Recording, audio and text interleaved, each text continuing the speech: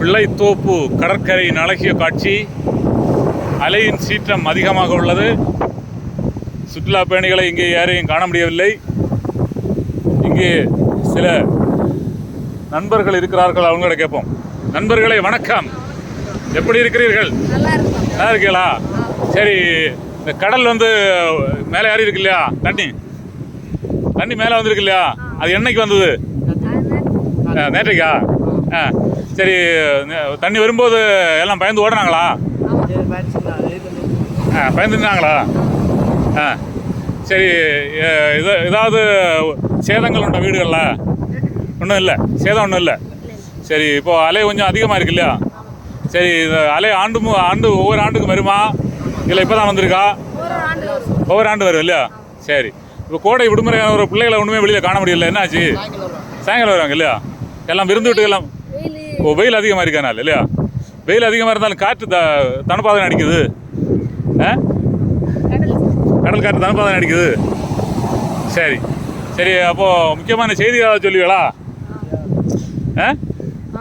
என்ன சொல்லுவீங்க? முக்கியமான செய்தி.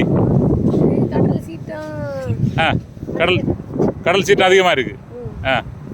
சரி, காத்திருக்கனால அப்படி இருக்கும் இல்லையா? கல் போட்டனால இல்லையா? அதிகமாக வரும். கல் கொஞ்சம் நீளமாக போட்டோன்னா வந்திருக்காது. வராது இல்லையா? அங்கே போகும் இல்லையா? சரி சரி, அப்போ கல் கொஞ்சம் நீளமாக போட்டு இருந்தாலும் தாக்காது இல்லையா?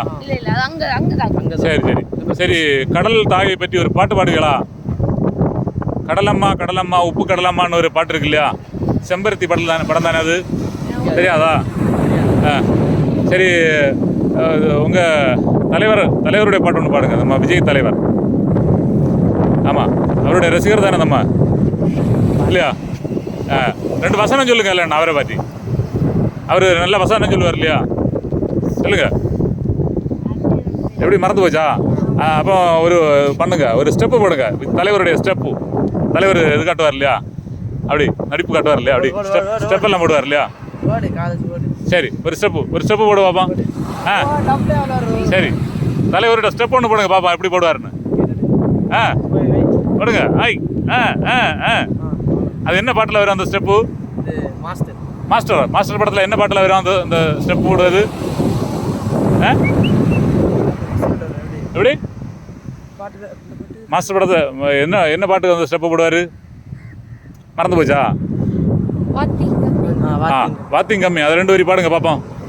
பாடுங்கள் 2 வரி. சிரிப்பு தான் வருது இல்லையா? சரி சரி, வெற்றி உண்டாகட்டும். உங்களை சந்தித்தது மிக்க மகிழ்ச்சி. சில காலங்களுக்கு பிறகு இப்போ தான் சந்திச்சிருக்கோம். நேற்றைக்கு காலையில் வந்துட்டா? வந்த பிறகு என்ன கூட வேண்டியது தானே? நீங்கள் உடனே கூட இல்லையே? ஃபோன் நம்பரு ஃபேஸ்புக்கில் பார்த்தா தெரியும். ஃபேஸ்புக்கில் இருக்குண்ணே. சரி, பொன் சுரேஷ் ராஜன் ஃபேஸ்புக் எடுங்க, அதில் ஃபோன் நம்பர்லாம் இருக்கும். யூடியூப்பையும் பாருங்கள். சரி, வேறு செய்தி தான் இருக்கா? ஒன்றும் இல்லை. செய்தியை முடிக்கலாமா? சரி, ஒரு செய்கை. சரி, வெற்றி உண்டாகட்டும். ஓகே, மகிழ்ச்சி உங்களை சந்தித்தது.